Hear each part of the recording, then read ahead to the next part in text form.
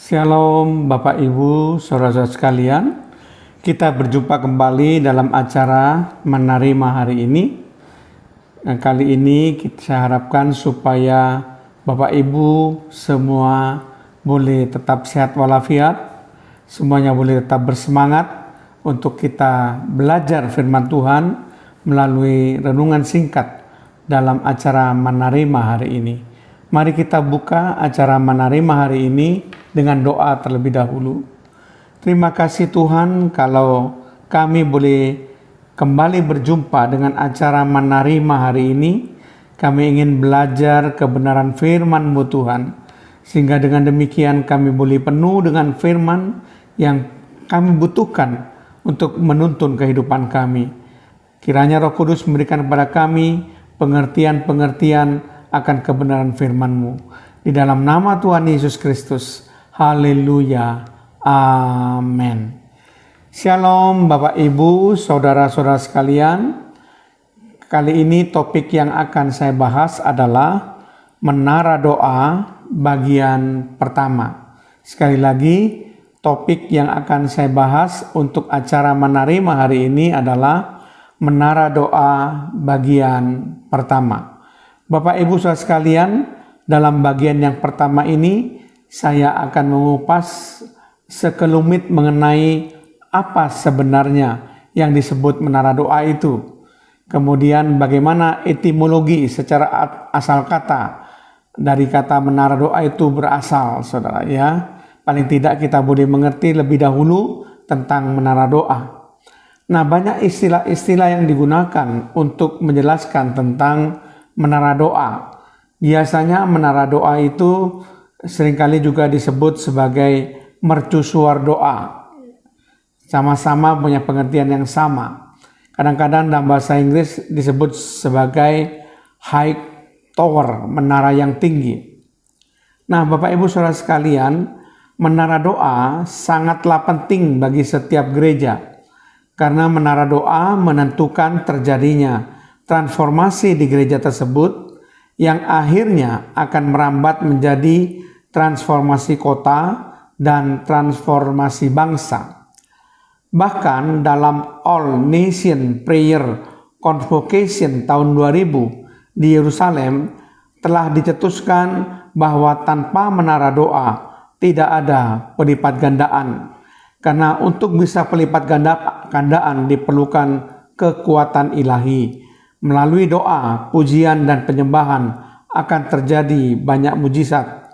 Doa-doa di menara bukanlah doa biasa, tetapi sudah termasuk dalam kategori doa strategi. Karena itulah maka pasukan doa menara haruslah militan dan terlatih. Dalam sebuah penerbangan, seorang pilot akan mengemudikan pesawatnya dan bertindak sesuai dengan petunjuk petugas menara jaga di bandara, baik pada saat take off maupun pada saat landing. Bila mana penjaga menara memberi informasi yang salah terhadap pilot, maka pesawat yang dikemudikan oleh pilot akan mengalami hal-hal yang tidak diinginkan. Demikian juga penjaga menara doa akan menjadi seperti suara hati Allah sesuai dengan yang difirmankannya untuk membawa umat masuk dalam perlindungan, keamanan, kesejahteraan, dan rencana Allah.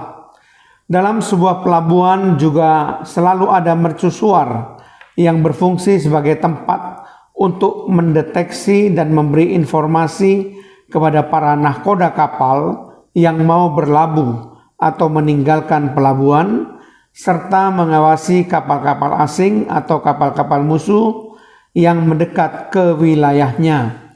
Demikianlah pula menara doa berfungsi sebagai mercusuar untuk menjaga dan mengendalikan keadaan di gereja dan wilayah sekelilingnya, bahkan seluruh kota.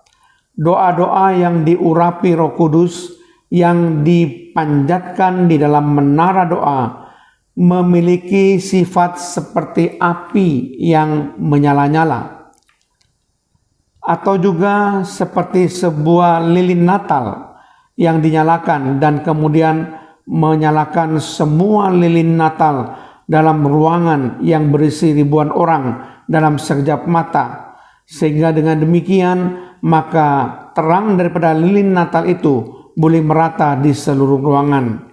Demikian pula Roh Kudus yang sudah membakar pasukan doa menara. Apinya akan terus memercik dan menjilat seluruh umat, seluruh kota, bahkan seluruh bangsa, sehingga paling tidak negeri kita bisa penuh kemuliaan Tuhan dan lawatan Tuhan boleh melanda negeri kita. Setiap waktu kehidupan kita selalu diintai oleh iblis. Tetapi sampai di mana kekuatan kita untuk mengalahkan si iblis dan apa yang harus kita lakukan? Menara doalah tempat yang tepat bagi saudara untuk memperkuat dan mendekatkan diri Anda dengan Tuhan. Dan di menara doa ini jugalah kita berfungsi sebagai rumah doa bagi segala bangsa. Menara doa merupakan tempat di mana kita dapat memantau gerakan si iblis setiap detik selama 24 jam setiap hari. Yang pertama di dalam Yesaya 62 ayat 6 sampai 7 dikatakan bagaimana Tuhan telah menempatkan para pengintai yang tak henti-hentinya sepanjang hari dan sepanjang malam mengingatkan Tuhan sampai ia menegakkan Yerusalem dan sampai ia membuatnya menjadi kemasyuran di bumi. Dan yang kedua, di dalam Habakuk 2 ayat 1 sampai 2 dikatakan bahwa kita di menara untuk meninjau dan menantikan apa yang akan difirmankan Tuhan. Karena itulah di menara doa kita akan lebih berfungsi sebagai rumah doa yang sejati. Kita ke menara doa adalah untuk berdoa, mengetahui isi hati Tuhan. Kita berkumpul bersama hanya dengan satu tujuan, yaitu bertemu dengan Tuhan melalui doa. Kita mendengarkan apa saja yang Tuhan inginkan.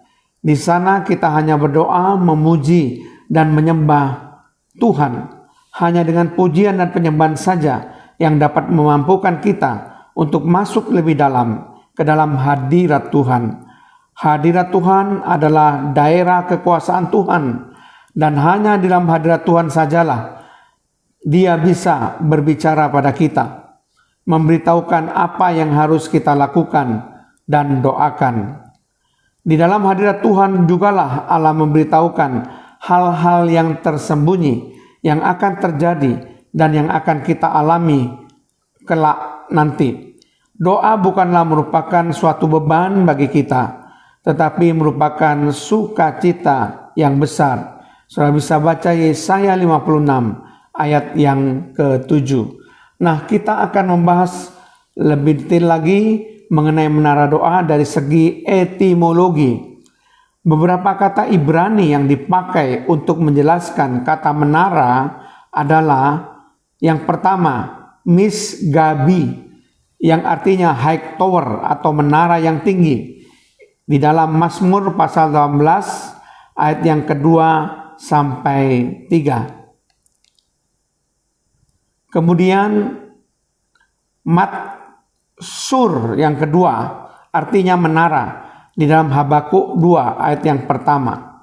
Kemudian migdaleha artinya juga menara dan Mazmur 48 ayat yang ke-13. Nah, Bapak Ibu Saudara sekalian, kita mengerti bahwa dari etimologi pengertian menara itu adalah menara yang tinggi atau menara dengan kata-kata Ibrani misgabi, matsur, dan migdaleha. Jadi Bapak Ibu Saudara sekalian, kadang-kadang di dalam Mazmur 18 ayat yang ketiga, kata my high tower atau menaraku yang tinggi itu diterjemahkan sebagai kota bentengku. Nah, Bapak Ibu Saudara sekalian, itulah sekelumit perkenalan kita mengenai apa sebenarnya yang disebut menara doa itu dan bagaimana dari segi etimologi kata menara doa itu dari bahasa Ibrani. Jadi kita sudah bicarakan itu terlebih dahulu sebelum kita akan masuk ke bagian-bagian lain yang lebih dalam lagi membahas mengenai menara doa. Amin.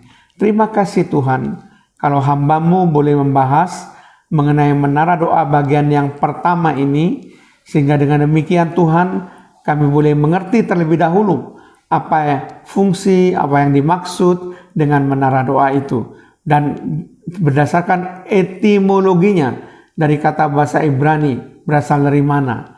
Terpujilah nama-Mu Tuhan, di dalam nama Tuhan Yesus Kristus. Haleluya. Amin.